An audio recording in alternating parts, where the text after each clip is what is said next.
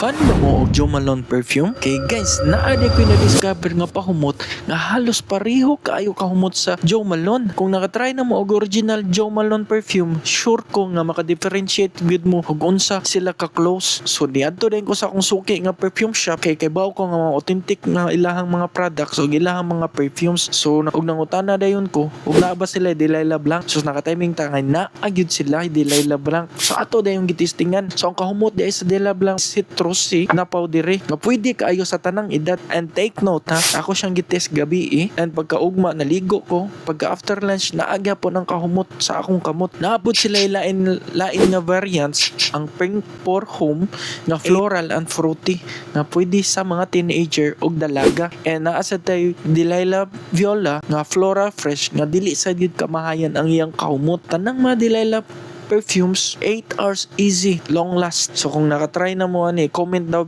then subscribe na sa og follow para sa mga tips and update sa mga perfumes.